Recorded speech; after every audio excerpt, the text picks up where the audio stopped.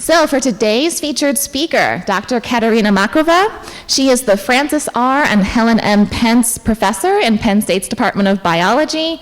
Her lab conducts research in evolutionary and medical genomics, and current topics of interest include mitochondrial mutations, regional variation and mutation rates, sex chromosome evolution, and childhood obesity. She currently serves on the board of scientific counselors to the National Library of Medicine, the National Institutes of Health, as well as the editorial boards of 2 scientific journals, Genome Research and Genome Biology and Evolution. So today, Dr. Makova will present a lecture entitled Predicting Mutation and Disease Occurrence from DNA and Omics Data. So if you could please welcome Dr. Makova. We're going to hear some really fantastic stuff today.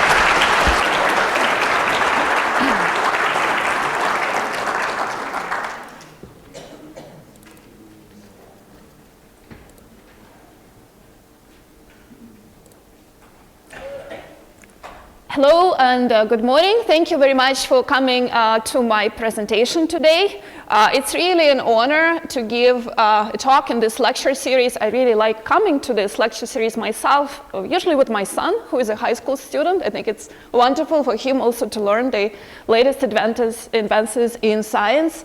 And what I'm going to talk about today is something that is related to my work. So I will start with a letter that I received recently in mail. Dear Professor Makova, hello, my name is such and such. I'm contacting you in person in regard of finding of a defense expert to perform specific testing and or analysis for touch DNA in connection to my first-degree conviction. Accordingly, I have maintained my innocence as being charged and arrested for murder. If you are able to perform this specific type of testing, and or analysis, then please contact me at the earliest convenience and send me a projected bill for the performance of this touch DNA testing and so on. So I'm not making this up. I really received this letter, and this is recent, right? So this is 7th of November, 2019. A few days later, I received an email. Dear Dr. Makova, I read about your recent study. Thank you very much for doing it. I lost my newborn daughter in 2017 to Lay disease. I also have 3 healthy boys who are now 14, 12, and 7. I wanted to have another child after my daughter died, but wasn't able to find prenatal testing. I'm so hopeful that eventually there will be more information available. Please let me know when I can help you in any way. And a few days later, the same person wrote, I apologize for emailing again. I have a question about your paper that I mentioned earlier. It says 1 in 8 women are carriers. Are you saying that 1 in 8 women is at risk having a baby with mito, and mito is a mitochondrial disease? Do I understand correctly? I always heard the number was 1 in 200. Is 1 in 8 a new number, or where is it coming from? It means that 12.5% of women can potentially have a baby with a mitochondrial disease. Right, so this is what we go through as scientists almost on the everyday basis. And what do these 2 letters have in common? And why were they addressed to me? Well, it's because of my expertise and interest in DNA. Because both the forensic testing and the genetic counseling is done on the basis of DNA. Yeah. So I will be talking about how we study DNA in my lab and also in other labs, and how we use other types of data to help us predict health and disease. And just to make sure everybody is on the same page, so this is the structure of DNA, the chemical structure. It is a right-handed double helix, double-stranded helix with the sugar phosphate backbone, and also with the base pairs that are formed from the nitrogen bases, and they form the hydrogen bonds. So adenine pairs with thymine and guanine pairs with cytosine. So usually the length of the DNA is measured in base pairs. So these are they are. Okay, so from the earlier days, just to give everyone some background, from the earlier days we knew that human DNA is packaged in chromosomes. In fact, in 23 pairs of chromosomes. You get 1 chromosome, 1 copy from each chromosome from the mother, and you get the other copy from the father. Males and females differ by sex chromosomes. Males have X and Y, and females have X and X. And all of these chromosomes are packaged in the nucleus of the cell. That's why we call these chromosomes as our nuclear genome. So the human genome was deciphered, as we call it, sequenced in 2001. And this is almost a detective story how this happened, because there was a race between the public effort and between a private effort. So the public effort took 13 years to finish, and it cost $3 billion. And actually, the private effort was a little cheaper. But they finished almost exactly at the same time, and the two papers came out in the top journals, Nature and Science, and if you look at the date, they came out 1 day apart. So the race was so tight, yeah. But as a result of these two efforts, now we have the sequence of the human genome available to us. And this is extremely important. So this is how this data look like. We know that human nuclear genome is actually very big. So it's 3 multiplied by 10 to the 9th base pairs. So this is when we really talk about big data. And this is genome of just one individual. How can we determine the sequence of the human genome? Well, it is based on the chemical reactions, which use fluorescence, that later are analyzed with the physical instruments. I will not go into a lot of detail. And if you compare the genomes of two humans, and I actually bring this example also in the class, if we compare the genomes of two humans, we will find that they differ by 1 out of every 1,000 base pairs, okay? So 1 out of every 1,000 letters of DNA will be different between any two humans in this room. But if we compare the genome of a human and of a chimpanzee, then the difference will be 1 out of every 100 base pairs. Okay. So the differences between the genomes of two humans, or between human and chimpanzee, are results of mutations. So what are mutations? Mutations are changes in DNA, and mutations differ in size. They can affect just one base pair. We call them point mutations. So a change from C to T is a point mutation. Or mutations can be really large. They can affect portions of the chromosome, or they can even affect whole chromosomes. They can affect the chromosome number for a particular chromosomal pair. And for example, for chromosome 21, if there are 3 chromosomes and not 2, as normally would, there will be a development of Down syndrome. And also, mutations come in different flavors. They can be somatic or germline. So somatic mutations, they develop in the cells of the body, and they will not go to the next generation. So these are also mutations that develop during cancer. On the other hand, germline mutations, they originate in germ cells of the body, and they will be transferred to the next generation. They will go to the offspring. And today, I will only be talking about germline mutations. Somatic mutations are extremely interesting, but that's probably subject to a separate lecture. So when the baby is born, she differs from the genome of her parents by 30 to 40 mutations. These are new mutations that the baby has compared to the genome of her parents. And usually the baby right in the hospital is analyzed with her blood is analyzed, or his blood is analyzed with a heel stick, and this blood is screened for 35 genetic diseases. And this is something that's done in most states, and this has been going on for the last 18 years. My son was screened for this too. I remember he's 17 now.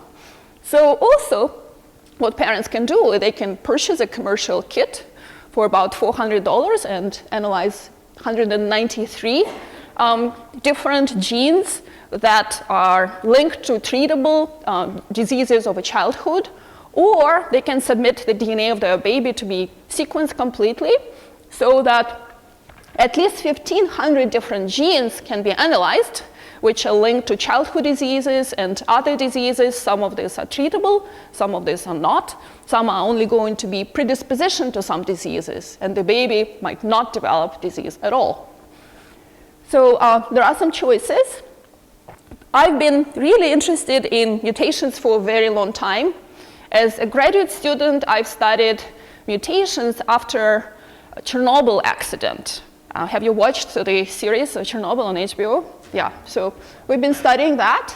But as a faculty member here at Penn State, I have been studying what determines the non-random occurrence of mutations across the genome.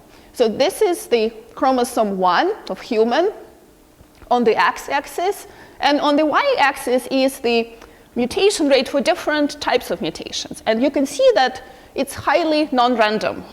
And we've been building statistical models trying to explain why these rates are non-random.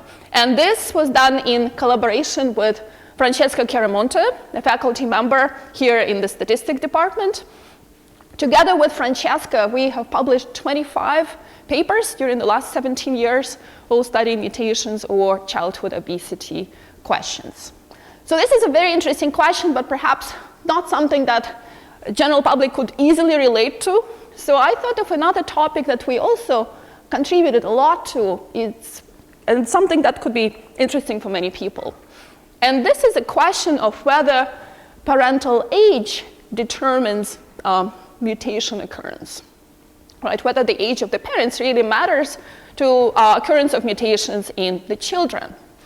And probably almost everyone is familiar about the increased risk of chromosomal mutations with the age of the mother, right? And this is the chart about the increase in the incidence of Down syndrome depending on the age of the mother. So if the mother is 20 to 25 years old, then about the offspring will have a chance of developing Down syndrome 1 out of 1,000. If the mother is 40 years old, the risk is 8 out of 1,000, but if the mother is 45, the risk is 36 out of 1,000, so it grows dramatically. And these are chromosomal mutations, right? So if we go back to the slide on the human nuclear genome and look at chromosome 21, then this chromosome has 3 copies in individuals with Down syndrome. Why does this happen? Why is there this increase in the copies of this chromosome? Well, it has to do with the segregation of the chromosomes during cell divisions that lead to formation of an egg. So normally, so these are 2 copies of the chromosome 21 that the mother has. Normally, they segregate equally, and then the egg cell has just 1 copy of chromosome 21 from the mother, and then upon conception, the sperm cell brings another copy, and then the healthy individual has 2 copies of chromosome 21. However, it's possible that the 2 copies of chromosome 21 do not segregate correctly, do not segregate properly. As a result, the egg has 2 copies already, and then 1 more copy is brought by the sperm, and an individual now has 3 copies of chromosome 21, which leads to imbalances in gene expression and other problems leading to a disease. So this is chromosomal mutation. It is affected by maternal age. So the question that I was interested in is whether there is maternal age effect on point mutations, those small mutations that just change 1 nucleotide, right? And to study this question, I thought about using a different part of the human genome, not the chromosomes that are packaged in the nucleus, but there is also DNA that is present in the mitochondrion, and mitochondrion is the organelle that produces energy within the cell. Organelle within the mitochondria is organelle producing energy, but it also has its own DNA. And its DNA is about 16.5 bases long, so it's quite manageable. It is only transmitted along the maternal lineage. So mitochondrial DNA actually is destroyed in sperm cells, and it has very high mutation rate, 1 order of magnitude higher than that of the nuclear genome. So I thought that if we can detect the maternal age effect on point mutations, then perhaps a molecule with high mutation rate would give us a better resolution. So that was the idea we had. But we needed samples. We needed samples of mothers and children just to see whether maternal age effect happens in mitochondrial DNA. So I was a new professor at Penn State, and I made several phone calls, and nobody was really receptive to this idea because we had to collect many, many samples. And I thought that perhaps collaborating with colleagues at our medical school at Hershey would be a good idea, right? And I wrote 10 emails, I remember, to pediatricians, to other doctors at Hershey, and only 1 email actually was answered. It was very short. We can do it, right? And it came from Ian Paul, a pediatrician, a practicing pediatrician, who was really interested in helping us. And during the course of our collaboration, he collected samples from more than 500 families for this particular study. And this is the advertisement that we used to recruit healthy individuals, actually, healthy mother-child pairs for this study. And I'm listed here as a study director. It's listed I work for Penn State Hershey Children's Hospital. I never knew that I actually worked for them, but whatever you do to advertise well. So what we found actually was published in 2 papers. Both were published in the Proceedings of the National Academy of Sciences. And the first paper came out 5 years ago. We analyzed only 39 mother-child pairs. But the second paper came out recently in December, in which we analyzed 345 humans from 96 multi-generational families. All of these families were collected here in central Pennsylvania, mostly in Hershey area. But at Hershey, in the area around Harrisburg, the average age for a mother to have a child is 29.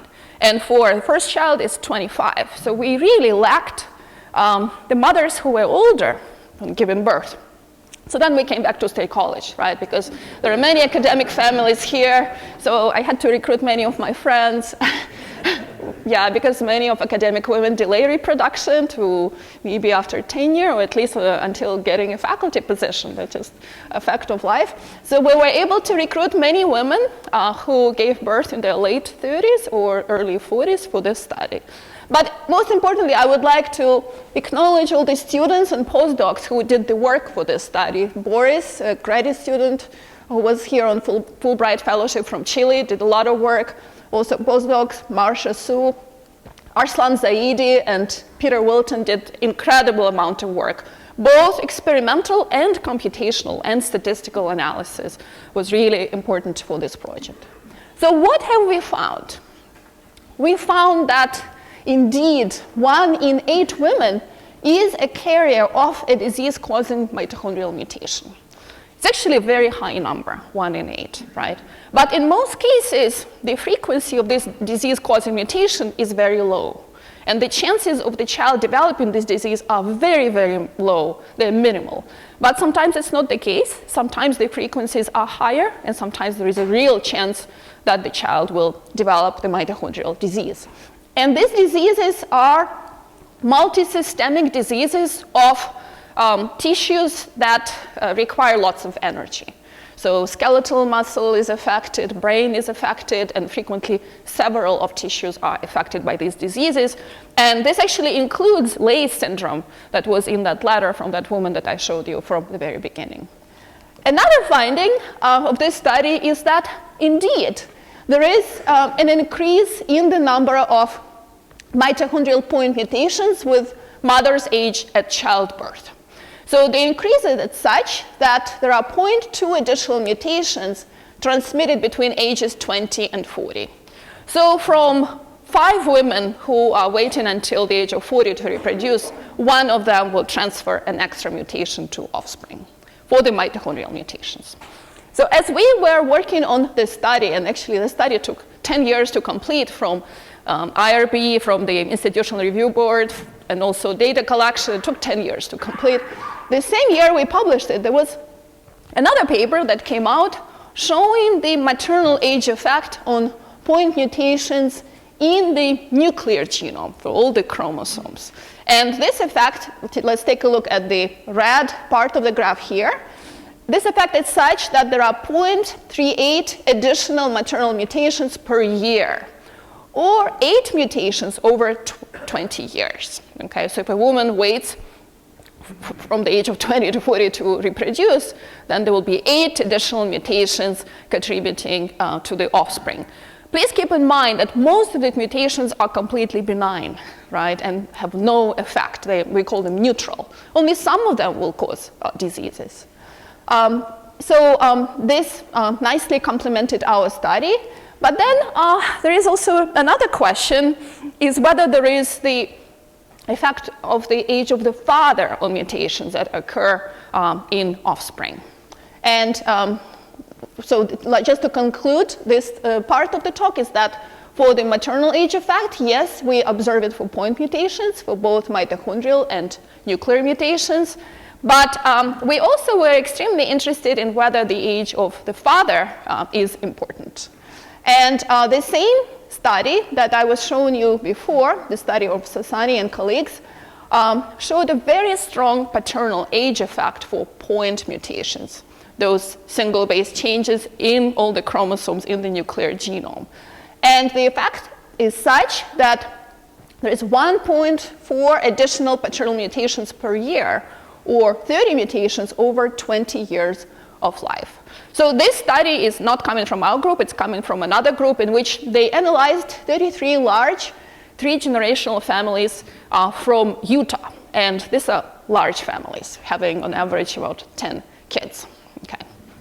So it seems like there are only 33 families, but in reality they analyzed more than 330 children in this study. So actually a very large study. Yeah.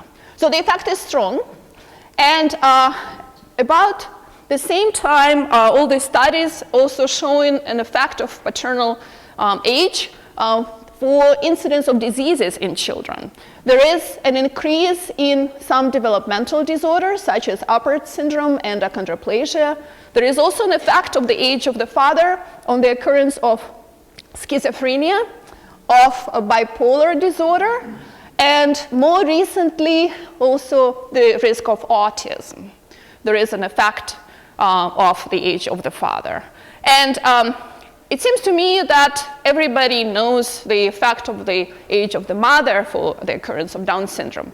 However, this other side of the story, that the age of the father is also extremely important, is not something that everybody knows about. But after some publications on autism and bipolar disorder were coming out, the media finally picked up, and even the New York Times published an article on the risks to babies of older fathers. So I guess there is high awareness right now of this problem.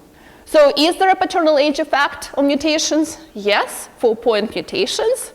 And just to summarize everything I talked about up until now, is that we do observe maternal age effect for chromosomal mutations, for point mitochondrial mutations. This is our work. For point nuclear mutations, paternal age effect is observed for point nuclear mutations, and in fact, it is very large. It is larger than it is for the maternal age effect for point nuclear mutations. Chromosomal mutations, so far, there is no evidence that they are affected by paternal age, but some of the studies are still ongoing. What's really important is that this has applications for genetic counseling. So there are not enough genetic counselors in this country. This is a profession that could be really great. It's very well sought after. So there is about 25% deficit in genetic counselors across the country. And when you get your 23andMe results, It's not necessarily that you know all the details about how to interpret them, and genetic counselors might help you with that. All right, so why is there effect of the age on occurrence and mutations in the child? So in fact, the answer is different for fathers and for mothers. So during the cell divisions that lead to formation of sperm, the process is continuous. So the cell divisions continue throughout male's reproductive life. So the older the male is, the more cell divisions there are, the more doublings or replications of DNA, and the higher chance of errors that might lead to mutations, right? For mothers, it's actually very different. So most of cell divisions that lead to formation of an egg are completed by the time the female is born, right? So there's no more opportunities for cell divisions to contribute to mutations. However, of course, there is influence of environmental factors for both mothers and fathers. Yeah. So probably environmental factors are playing a more important role for maternal mutations than for paternal mutations. All right, so I would like to completely switch gears and talk about omics. And this slide I borrowed from NASA. And probably some of you are familiar with their twin study, okay? So they wanted to investigate the effects of space on health. And they studied this in twins, Scott and Mark Kelly. So Scott was sent to space and spent there a whole year, while Mark, his identical twin, and identical here is actually very important, he spent this year on Earth, right? And a variety of measurements of their health were compared during that time, and also by the time that Scott came back on Earth. So what is omics? So omics includes several different fields of study. So omics includes genomics. So this is collection of an individual's DNA. And here is actually Scott, who went to space, and Mark, who didn't. There's no difference because they are identical twins, so DNA is exactly the same. Also epigenomics, the study of the modifications of DNA. And this is frequently affected by environmental factors. In fact, there were significant differences between modifications in DNA of Scott and Mark. And also there is transcriptomics, or the study of all the transcripts of all the RNA within an individual. There were significant differences between Scott and Mark. The changes in transcripts of Scott, who went to space, were consistent with inflammation, in fact. Then there is proteomics, or the study of all the proteins within a human body. And then there is microbiomics, or the study of all the microbes that are present in the human body.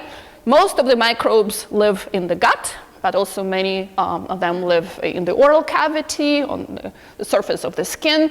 There were significant differences between Scott's microbiome and Mark's microbiome. So Scott's microbiome, in fact, was less diverse in space. He was on a somewhat not very diverse diet space, as you can probably imagine, but also there could have been just consequences of being in space. Yeah? And actually, healthy microbiome is more diverse, something to keep in mind. And then there is also metabolomics. So both the cells of the human body and the microbes within our body, they release metabolites that can be studied and compared as well. So altogether, these different fields of study, they form omics.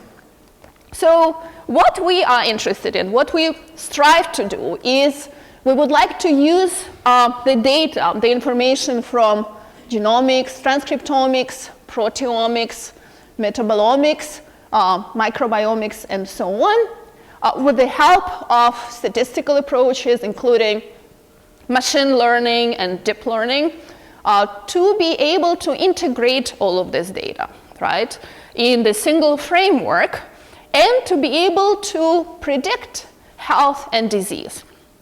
So it sounds very simple on this slide, right? but in reality, it is very, very complex, because each of these studies takes at least a year or sometimes several years to accomplish just one part of this omics work. And then integration is also a huge statistical challenge, because these are really sometimes apples and oranges, and you want to bring them all to the same denominator somehow. So what I would like to illustrate is how we are using some of these approaches to study childhood obesity. And childhood obesity is actually a huge problem. It affects 17% of children in the United States of age 2 to 19 years. They are obese, clinically obese. It leads to a huge number of complications, including just physiological complications, but also psychosocial complications. So it really is a very big problem. Another serious complication of childhood obesity is that if a child is obese, he or she has a 70% chance of being obese an adult. And this is also a big problem. So there is a lot of effort trying to understand what causes childhood obesity and how we can combat these epidemics. So there are many, many causes of childhood obesity, and some of them are unmodifiable, including genetics, and including some factors during pregnancy. But also there are many that are modifiable, including sleep, diet, physical activity. These are the ones that can be modified. So it just happens that my collaborator for the Mitochondrial project, Ian Paul, is interested in childhood obesity. But he is interested in the social aspects of childhood obesity. In particular, he is teaching new parents how to recognize hunger cues in children. So frequently, the baby is crying, and everybody comes with milk or bottle or breast, right? And the problem is solved. However, whether the baby is always crying because he is hungry is unclear, right? So Ian is teaching parents to recognize when the baby is hungry, when the food should be offered, or maybe the baby didn't sleep enough, or the baby is sick, or the baby simply is seeking attention. Yeah. So, and in fact, he has very good success in his study. But one day, I received a call from Ian, and he was writing an NIH grant, and he was saying, "Do you think we should add genetics to this study?" And I said, "Sure. The heritability of obesity is 50%. You should add genetics to the study." And then he said, "Would you be able to do this study for us?" I was like, "I can do this. Yeah, I cannot say no to Ian. He collected 500 families on me." As a faculty member, you learn to say no very frequently, right? But sometimes you simply cannot do that. And this turned out to be actually a very interesting study. So what Ian and his group did is they collected information. They recruited 279 families with firstborn children, and they were collecting the data on the mode of delivery. And these families were recruited even before their firstborn baby was born, so during pregnancy. They also were collecting information on the weight and length of the baby during the wellness visits. Well, this is what pediatrician collects anyway, but actually they had trained nurses, so the nurses were collecting this information very carefully. The measurements were much more accurate than normally they would be. Then also information about maternal and paternal weight, baby health information from electronic health records, baby medications, whether the babies were a part of this intervention group, whether the family was taught about recognizing hunger cues or not. And then also we have a lot of information also about baby diet, whether the baby is breastfed or formula fed, also when the parents introduce solid foods, and so on. Also, there is a lot of information on sleep, physical activity, parents, socioeconomic status of the parents, childcare, and so on. So now these babies are not babies anymore, so they are kids who are 9-year-olds, and Ian still continues monitoring them. And now also the second child in this family is frequently included, and the two studies are called InSight and SIPSight. So InSight stands for Intervention Nurses Start Infants Growing on Healthy Trajectories. So when we joined this study, we asked Ian to collect blood so we could extract DNA. But then as we started thinking more about the causes of childhood obesity, we called Ian and said, Ian, could you also collect microbiome samples for us? And he says, sure, we can do this, right? And then we were thinking about epigenomics. Can we also collect placental samples? As we have a lot of information about the health of the mother during pregnancy. And Ian said, sure, we can do this, right? And so we also now have samples of placenta and cord blood of many of these children. I would also like to point out that this is a highly collaborative study, and we mostly collaborate with two statisticians here at Penn State, Matthew Reimer and Francesca Chiaramonte, and these are their students, Anna Kenny and Dipmalia Nandi. But also this study is led in my group by a talented research assistant professor, Sarah Craig, who started from the Institutional Review Board documents. So it's actually a very long process for us to come to our first publications. So what we are doing is we are looking at genomics, microbiomics, metabolomics, and epigenomics as potential risks for developing childhood obesity. So we're looking for these omics signatures during the first 2 to 3 years of life in children. And this is a prospective study, right? So Ian was recruiting families. He didn't know which children will develop obesity and which ones will not.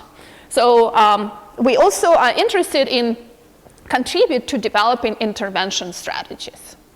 So first question we asked is whether there is an association between microbiome and obesity in young children. So gut microbiome been linked to obesity now for quite some time. So what really happens? What is the link?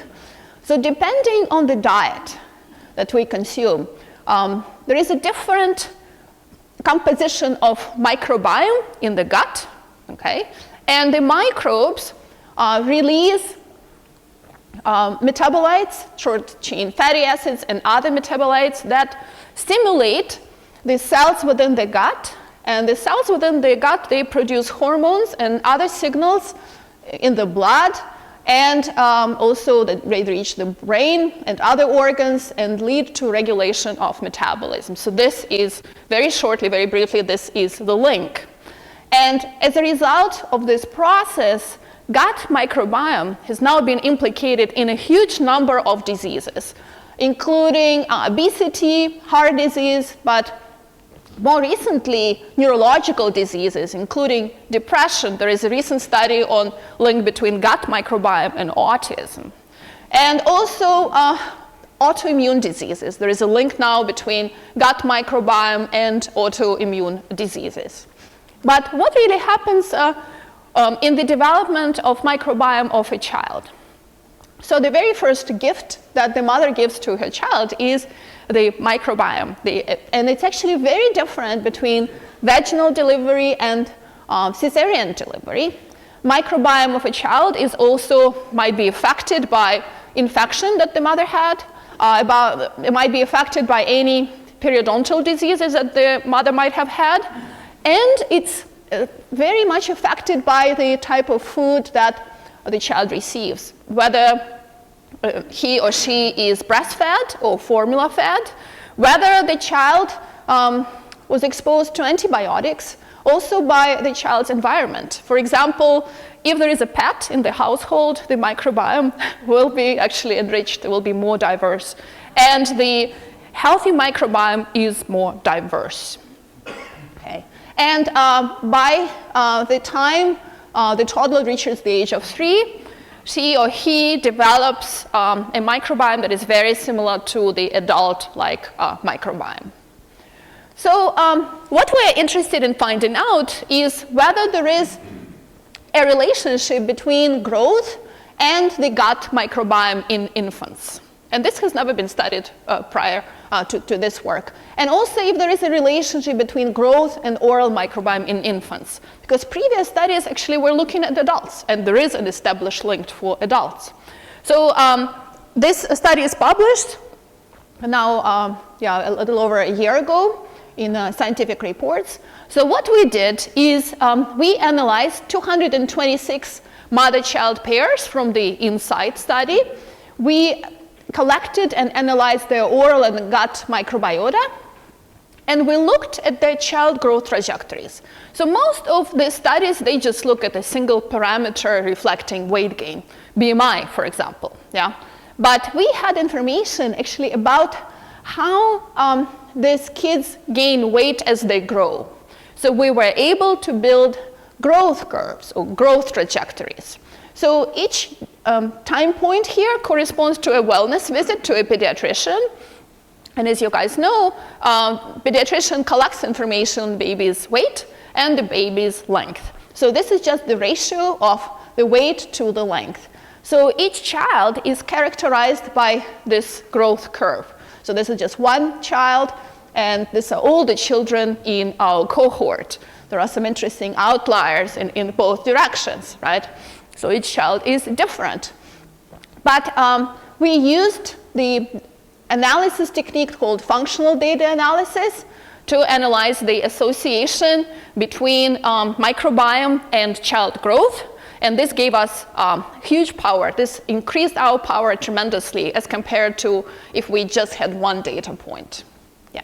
So what are the results? The results were surprising. What we found is that the oral microbiome, in fact, is linked to childhood obesity, but the gut microbiome is not.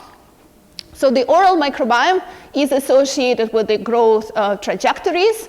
And also what's also interesting is that we had data on the maternal microbiome of the oral cavity, and it was also related to child's weight gain. That was interesting. But the gut microbiome was not associated with the growth trajectories. However, it was influenced by diet, which makes total sense. So it seems like the signatures of obesity develop earlier in the oral microbiome than in the gut microbiome. But our study of the oral microbiome suggests that potentially we could develop a clinical test, right? Oral microbiome is very easy to collect, just do a cheek swab, and then by analyzing it, we could predict which children would develop obesity and which ones would not. So we did find an association between microbiome in infants and their growth and obesity in young children. So particularly for oral microbiome, that's important. So the next question we wanted to ask is whether there is an association between genomic variants and childhood obesity. And this paper is right now is in the preprint format on bioRxiv. And the previous studies, they analyzed adults. They analyzed the genetics of adults with respect to adult obesity.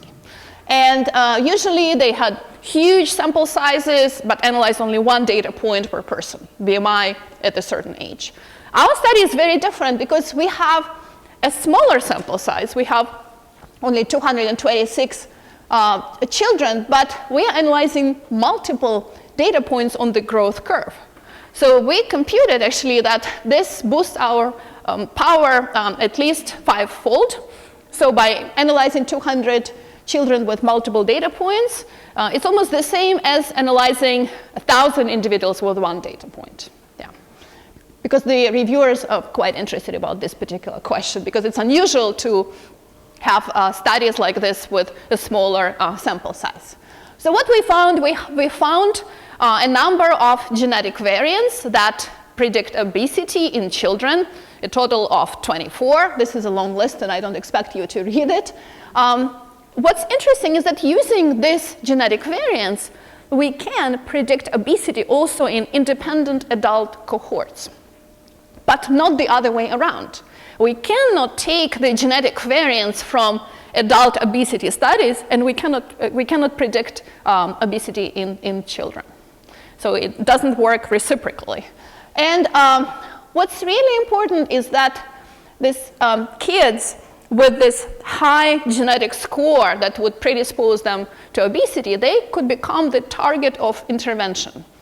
For example, if our collaborator, Ian Paul, is instructing parents about recognizing hunger cues and so on, his efforts would be much better spent on the families in which children have a higher genetic risk score. All right, so is there an association between genomic variants and obesity in young children? The answer is yes. What we are doing now is we are also looking at other aspects of omics in the same children. We are analyzing the metabolites from 189 stool samples used in our microbiome study. This is the work done in collaboration with Andrew Patterson here at Penn State and Dimali Anandi. We also are looking at the DNA modifications. We're also looking at epigenetic factors. And here we're looking at the cord blood samples and placenta samples. This is all work in progress, so I don't have any results to report yet. But stay tuned. These are coming out soon. So there are strong effects of genetic variants, but also of microbiome on childhood obesity, and we are still investigating potential effects of metabolites and also DNA modifications of epigenetic modifications on childhood obesity. So I would like to acknowledge everyone who contributed to these studies. It's a very long list, as you can see. It requires many collaborations, both at the experimental side and at the statistical or computational side. I run a real hybrid lab in which we do both experiments and analysis. We analyze big data frequently from the data we generate ourselves, but also that's publicly available. Our research been really fortunate to receive all this funding from NIH, Pennsylvania Department of Health, but also from Epperly College of Science, Institute for Computational and Data Sciences, and Clinical and Translational Science Institute. And I would like to end with a slide from my lab, because the students and postdocs in my lab, they continue inspiring me every day, and it's just fun to work with them on a daily basis. Thank you very much.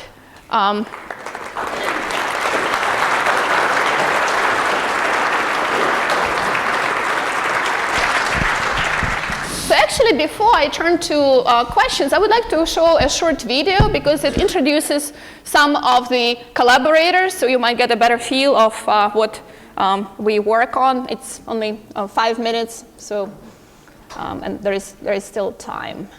So I direct the Center for Medical Genomics at Penn State that brings together researchers from Hershey and the University Park campus. This is our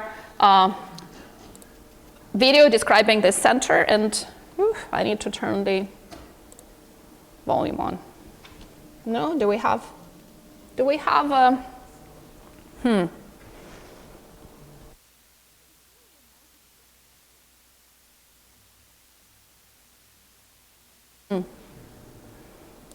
Do you know how we can turn the volume up on? Yeah, good. Thank you for helping. Yeah, we ran it before the lecture, so it should work. Yeah, it is on.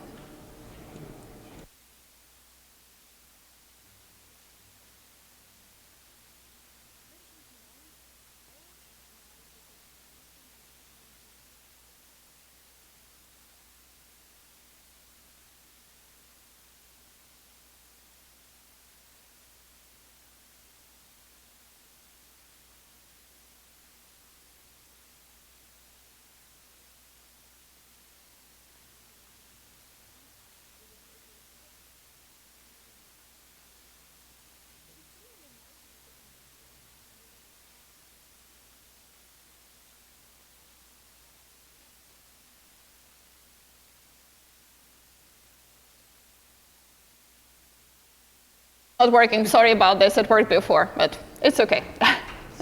So I guess I'm ready to take questions. Please send the questions along. Okay, so the cards have come straight up. So Joel and Seth will be frantically coming around to take your questions. So please keep them up high until someone comes by, because there's only 2 of us today to help collect questions. But while we are collecting the audience questions, I'll kick us off by presenting a particular question to you first. So based off your expertise and your experience with this kind of DNA analysis for children, what are your thoughts on whether parents should sequence the genetics of their newborns? Yeah, so the question is whether the parents should sequence the complete genome of their babies. Well, this is certainly a very personal decision. However, there are several things to consider here.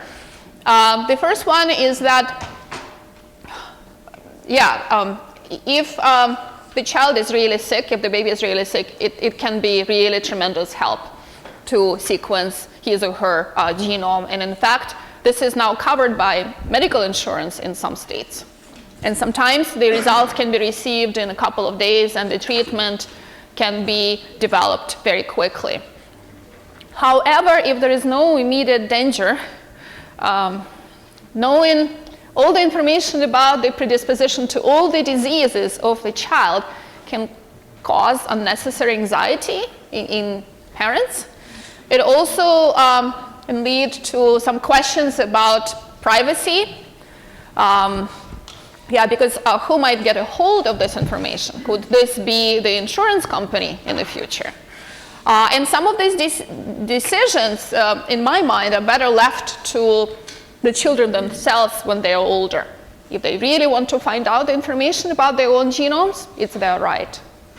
But I'm not sure I would like to be anxious about knowing all the information about my own children at this point. All right, thank you so much. We have a lot of questions up here, and I think some are still being raised, and you're always welcome to raise them whenever one occurs to you, and one of us will come by and grab it. I have 2 related questions about the interaction effect between the oral microbiome, diet, and genetics, or I think just generally the link between the different factors that you were looking at, because are the oral microbiome and the gut microbiome related, and how do you kind of separate those potential interaction effects between those features you're looking at? Yeah, so that's actually is a very important question, because the interactions do occur within the individual omics domains, but also across different omics domains. In this particular example, there are some interactions between oral microbiome and gut microbiome, because both are affected by food and both are affected by the host genome, right? So there could be some predisposition to metabolizing certain foods in an individual that might affect both oral and gut microbiome. There are even some microbes who survive all the way through our digestive tract and live both in our oral cavity and our gut unchanged. So this certainly contributes, leading to some interaction. But actually, interactions from the statistical point of view is something we always should consider, right? And it becomes difficult because there are so many factors. Mm-hmm. All right, thank you. And I think there's a few other questions kind of related to those connections as well. One audience member is wondering about the link between the oral microbiome and childhood obesity, and wondering if it was independent of the parent's weight. Yes, it was independent of parents' weight, in fact. We always put the BMI of parents in our models, and sometimes this turned out to be significant, but in this case, it wasn't. Mm-hmm. What actually was significant in some of these models is the appetite score. Okay, so we also have information about appetite of children, and some children have great appetites, but some children, no matter what you do, they just won't eat. These are my kids, for example. So appetite seems to be important. The feeling of satiety can really influence the oral microbiome. Mm-hmm. Okay, thanks so much.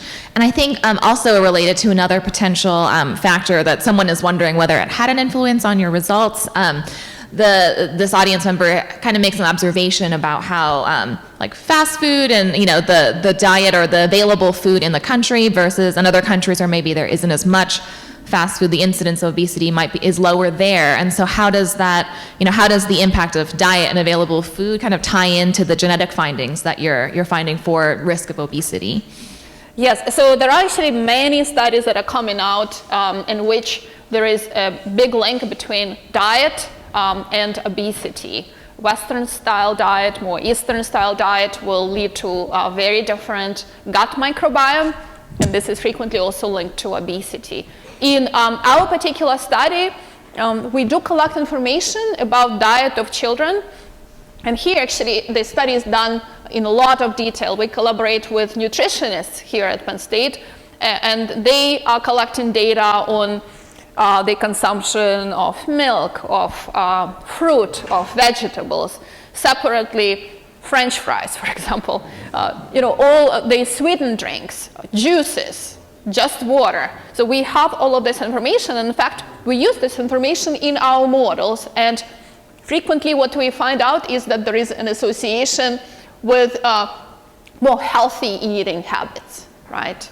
So we are finding association with a higher consumption of fruit and vegetables as preventive of obesity. But this is frequently a cofactor in our models that include microbiome. Okay, thank you so much. There's a really wide variety of questions here, so I'm trying to group them if possible, but there might be more about this topic that come up later. Someone had a question about your slide about the Kelly twins and that study, and if you knew anything about whether there was any difference in their prior space experience before the study, and if that made a difference or an impact on the results, and if you happen to know. I'm not sure I know this, right, about their prior space experience, but what they did with this particular study is they really investigated this year when Scott was in space, but also 6 months after. And some of the effects lasted all the way 6 months after he came back. But some of the effects disappeared, which is very hopeful, right? So really the effects of being in space can be quite profound. But also the diet that he was consuming while in space was very different. It was restricted. On the other hand, it was healthier, right? For example, his level of folate went up, right? Another interesting finding that I did not have a chance to explain is that Scott's telomeres have grown in space. These are the ends of DNA, which is very counterintuitive because usually telomeres, they shrink with stress. But there is a potential link between increase in folate and the growth of telomeres. So this could explain it. So. Okay, thank you. Mm-hmm. And so this is kind of a question about the microbiome in general, but do you know how many different species of bacteria are in a typical gut microbiome and what that range might look like?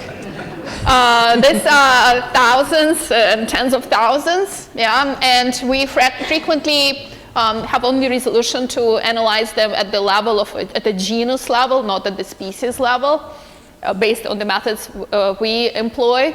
Yeah, but it's a very interesting question. There are many. All right. So I'm just going to try and ask these in order now because grouping them is not completely working. Could you describe the role that codominance or incomplete dominance in genetic transmission might play in genetic mutation and maybe how that relates to anything you study? Dominance or codominance? Yeah, certainly some of the diseases will be inherited with the dominance or codominance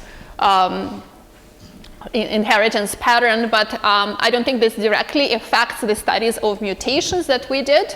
Okay, it certainly would affect the studies of diseases and their link with age. So this can certainly, because some of the diseases, if they are recessive, right, they will be, will have a different power of detecting them, and this would affect our estimates of the link with age. Mm-hmm. Right, thank you. And we do have a question about mitochondrial DNA and just how those mutations work. If a woman has a mitochondrial mutation, is it in all of her mitochondria? And if a man has a germline mutation, is it present in all the sperm?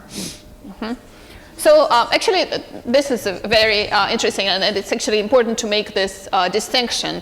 So a woman who has a mutation in her mitochondria does not necessarily has it in all of her mitochondria, right? In fact, in most cases, she only has this mutation in a fraction of her mitochondria. So then the chances of her transmitting this particular mitochondria to the child are small, but they are certainly not zero. But if a man has a germline mutation in a particular sperm cell, then all the progenitor cells of this particular sperm cell will have that mutation. However, frequently the mutation arises in only a group of sperm cells, of progenitor sperm cells. So not all sperm cells would have this mutation. And I'm talking about new mutations. I'm not talking about mutations that are inherited from the previous generation. Okay, thank you.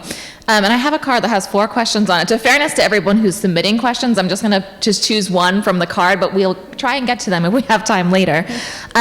This audience member I think there was a slide that you had that had some results about comparing paternal age versus autism risk, and they noticed that the curve for one country, for Israel, was particularly different from the others. Could you know anything about that and why that might be? Certainly, somebody noticed that. That's great. Yeah, however, this particular curve also had the widest confidence intervals. So when the data were combined across 5 countries, this trend was very strong. All right, thank you so much. And another person wanted to touch base more on the comment you made about genetic counseling and genetic counselors, and if you knew about maybe why there is such a shortage or a deficit of genetic counselors here in the States. It's difficult to tell for me why there is a shortage. Probably we need to establish more graduate level programs in genetic counseling. Usually you can become a genetic counselor after 2 years master's degree. So actually there are some students, undergraduate students here at Penn State who are interested in this career. Some of them are taking courses from me. Some of them are actually working in my lab. But actually it's a very nice profession. So the starting salary is very nice. There is a good job security and there is a high demand. Yeah, why there is a shortage? I think the data generation, right? The data on individual genomes is growing so fast that it's outpacing our ability to train genetic counselors. All right, especially with the wide availability of being able to get that data too. Right. Everybody wants to know and get help in interpreting it. So. And unfortunately, our doctors, just general doctors, are not trained enough to be able to give this advice. Yeah. Yeah, they could have been in med school before all this stuff, before all this stuff came out, for sure. This person also has several, so if you have several questions, I'm going to pose one for now, and I'll try to come back to them. So a lot of your data that you were talking about in the studies that you mentioned were collected by those who were willing to give data. And so do you think that has any potential to bias your results, and how might you have controlled for those kinds of things? Certainly. Our success rate actually in recruiting people to this study have been very high. Yeah. So the success rate was over 95%. But we also develop almost personal relationships with these groups of people, especially in this inside SIP-site study. We maintain contact with them over a long period of time. There is also some financial incentive for them to participate, so they frequently stick around. There is a very low dropout rate. And frequently people are interested, in what we will find out, not necessarily about their own child, but as a group. So they are interested in finding out what science will tell about the trends related to childhood obesity. So they're happy to contribute. Okay, wonderful. And this question is also about the families that were involved in your study. Did they have any awareness that the purpose of the study was to study childhood obesity? And if so, how would you prevent them from maybe changing normal routines in a way that could impact study results? That's a very good question. So they were aware that the study is about childhood obesity, right? However, the main purpose of the study was to test for the intervention, right, for the recognizing hunger cues, at least at the beginning. So, and they, both groups, so all this study cohort was split into two groups. So one group was receiving the instructions to recognize hunger cues, and the other group was receiving instructions on safety, childhood safety in their homes. So it was not really very clearly instructed to them what they will be taught, right? So there was less bias this way. But I'm not sure how precisely to answer this question, because certainly they could have changed some of their routines, but I don't think that was an issue. Yeah. Okay, wonderful, thank you. And I think these two questions are somewhat related, because you mentioned your study of mutations, about point mutations, and since mutations are random, could it be that some are detrimental and some are beneficial? And there was a kind of related question asking if you know what percent of mutations or a proportion of mutations could be beneficial versus those that produce disease. Yeah, that's a great question, and we don't precisely know the answer to it yet. So there are certainly many mutations that are completely neutral, and there are some mutations that are detrimental. Some of them will lead to diseases, but there could be some mutations, probably the smallest percentage, that can be beneficial. This is definitely the smallest proportion of all mutations, and we frequently see them at the evolutionary scale. However, it's difficult to point them out in human populations. It's much more challenging.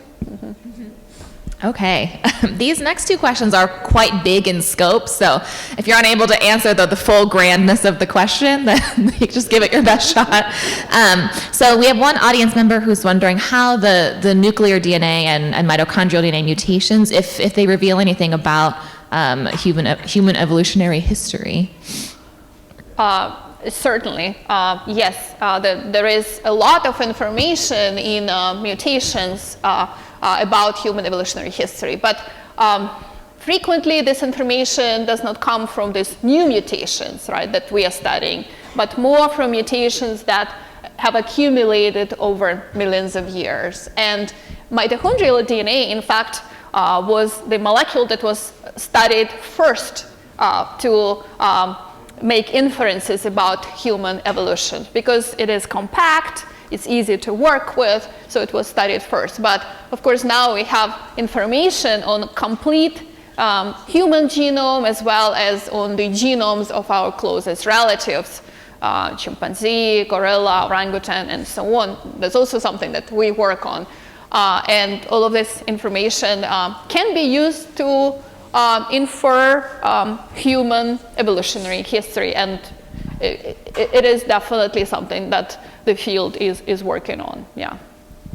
Okay, thank you for taking a stab at that question. And then there's also one that's a little more future oriented. This audience member is wondering if CRISPR could ever be used to maybe correct mutations prior to pregnancy, or if you know anything about the impact of CRISPR on the work that you're doing. We actually are not doing any CRISPR analysis right now, but CRISPR has a huge potential, right, in being able to potentially correct some mutations.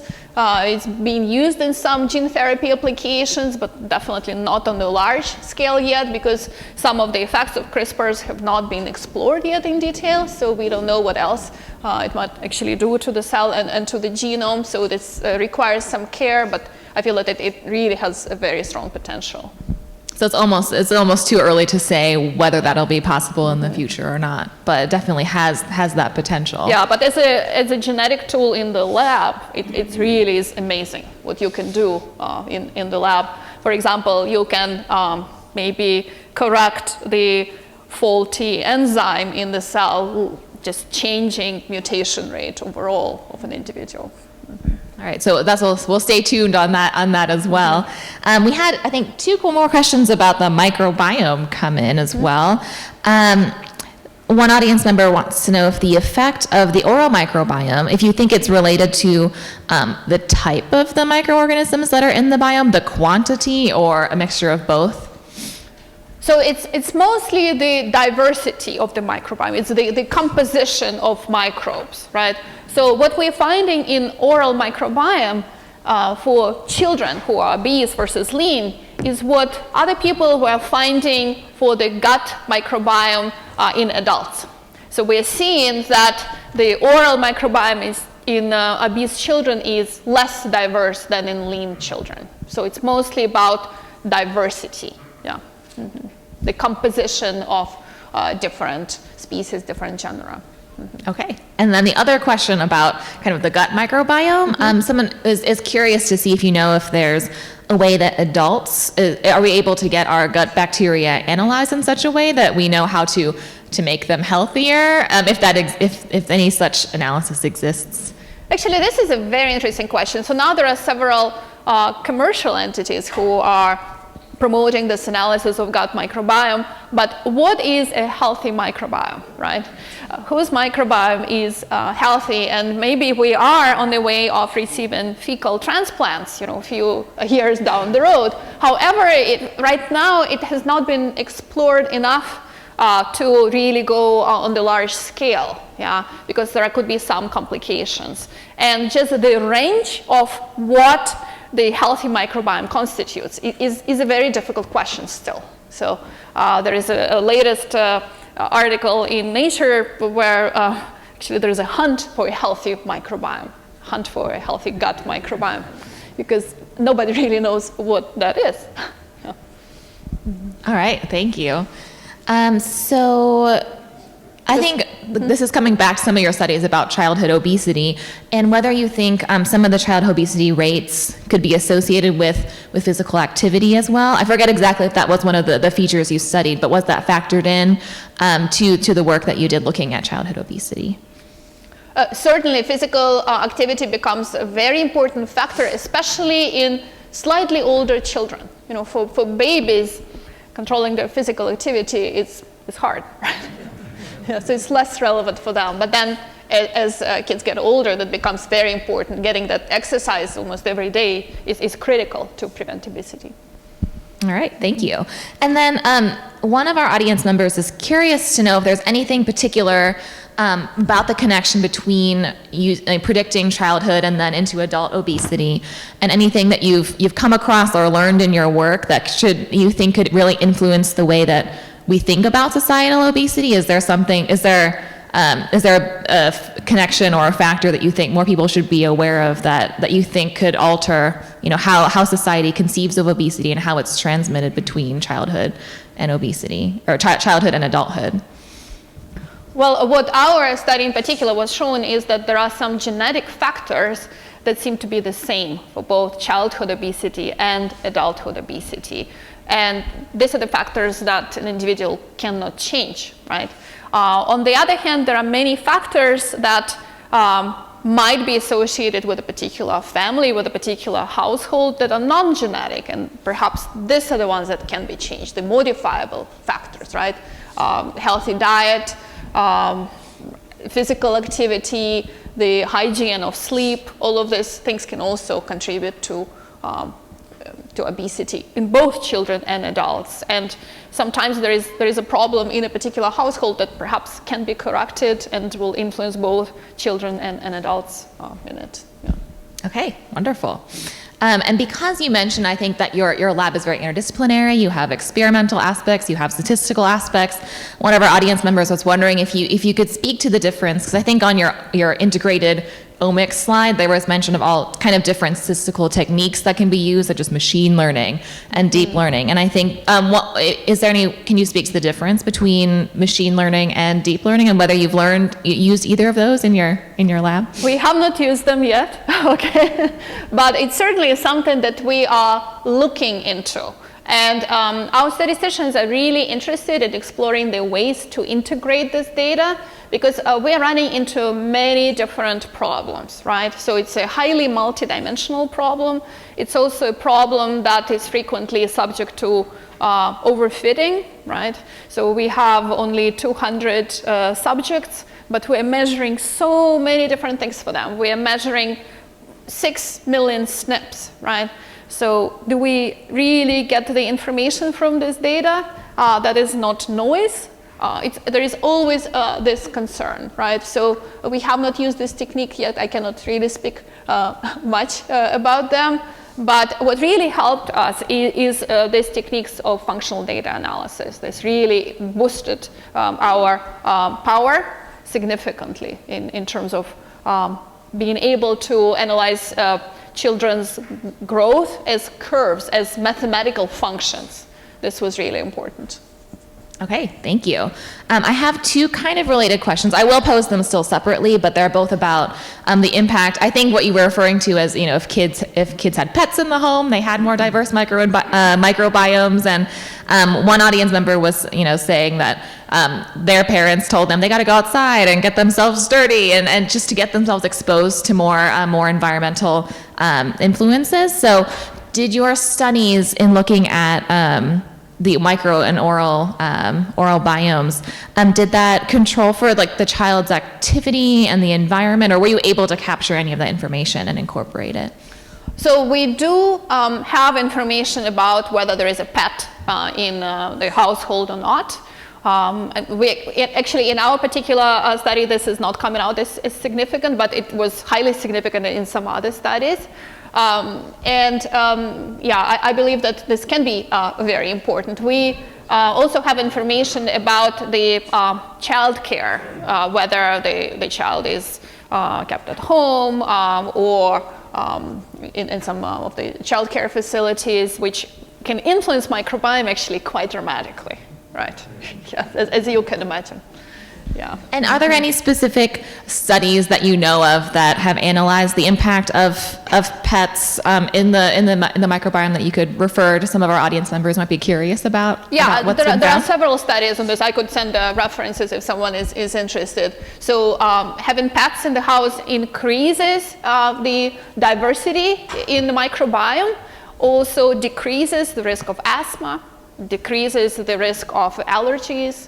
Yeah, so it has actually many positive effects, including emotional. Yeah. Okay, and I think I have time for two more questions here. And so this question, I think, is related to the slide of all the genetic variants that you showed were related. Mm-hmm. And so I think there's a broader question and a more specific question. Do you know why those genetic variants, what those might be coding for that relates to risk for childhood obesity, and could increased affinity for certain junk food, or or anything particular like that? Do you have any awareness of what those variants might be coding for? Yeah, so all of these variants that we discovered are completely novel. However, some of them were found in the genes that were previously discovered to be also important in adult obesity. Of course, the next logical step would be to conduct functional studies of these variants and to see what they really are doing. But we were not able to find some of the usual suspects of adult obesity genetic variants in our studies, such as FTO and so on. So we are finding probably a different slice of genetic variation that is more specific to children.